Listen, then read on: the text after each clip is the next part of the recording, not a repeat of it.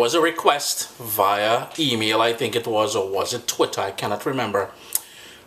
Chris, I'm growing peppers. I'd like to get a pepper sauce recipe. Here's the thing, there's about 15 pepper sauce recipes on caribbeanpot.com, so you can check it out. But today we're doing something a little bit different with that sort of request in mind. It's pepper sauce, man. So vibes it up. Oh wait, now I forget the normal intro. What's up, soldiers?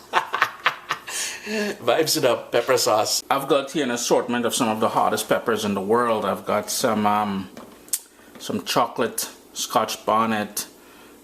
We've got scotch bonnet here. We've got these orange habaneros, really flavorful peppers as well. Got some of these sort of what you call chilies, and then I guess this bad boy here is the one from India, the third hottest pepper in the world, bhut jolokia, I think it's called, but an assortment of peppers here anyways.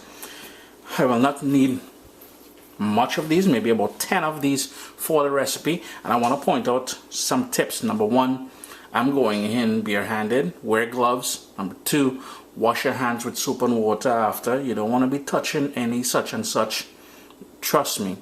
And the third thing is I'll be using the seeds. Let me just cut one open and show you. I'll be using the seeds and everything here. We've discussed this in previous videos, but that's where most of that heat is going to be. If you're a little bit timid or shy or whatever, and you don't want to play around with that heat, you can toss that out. We're going to take about 10 of them, give them a rough chop, and then get started with the recipe. I'm using a deep saucepan because I'm going to go in with my stick blender after and just pulse it in here. But you can use a shallower pan if you want. It's totally up to you if you want to use it. If you want to chill it, well, cool it down after and put it in your blender. But I have here the peppers, and like I said, 10-12 peppers should be enough. Season everything because we really want that heat. It is pepper sauce or hot sauce, so we're going to play around. I've got some salt, some brown sugar, for a little herbal element, some parsley. And I don't like using any sort of onions or scallions or anything in my pepper sauce because I find it causes it to go bad rather fast. I've also got here 2 cloves of garlic that I just smashed with the back of my knife. And this is the sort of the strange or the thing that's unique about this recipe. I have here some frozen berries, and you would have seen the same thing when I did that berry smoothie. So we've got raspberries, blueberries, strawberries, some cherries, and that's all going into the pot as well, and that's going to give it a lovely sort of fruity element that I spoke about. Did I speak about it? Can't remember. Anyways, not traditional to Caribbean style pepper sauce. However, it's new times, man. We're moving forward with all kind of nice things. And the final thing to go in there, it's going to be, we need some liquid. I've got here cider vinegar. You can use plain white vinegar if you want. It's totally up to you. I'm going to bring this up to a boil now and then reduce it to a gentle simmer. It's now come up to a boil, so you want to give it a stir. I'm going to turn my heat down to low because we want this to go gently for about 30 minutes.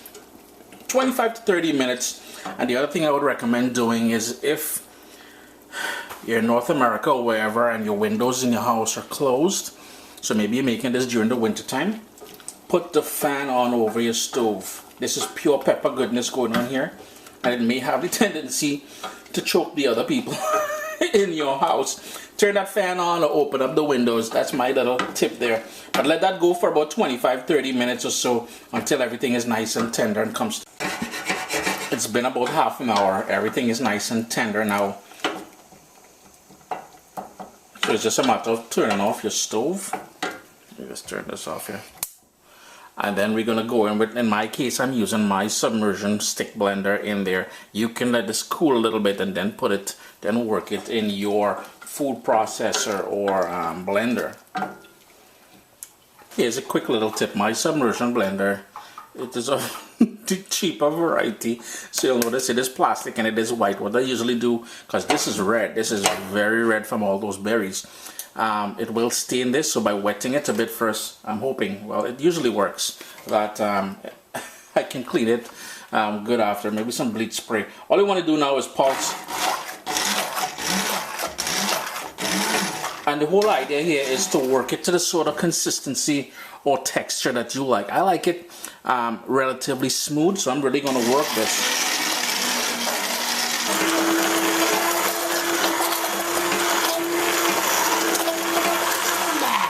It will take a few minutes with the submersion blender.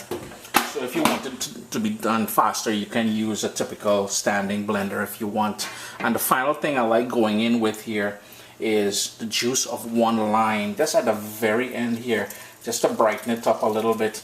Taste it for salt, adjust it accordingly. And if you want it a little bit more sweet, you can go in with a little bit of honey or agave. And if I could only find my spoon. All right, there we go. I'm just going to mix that up.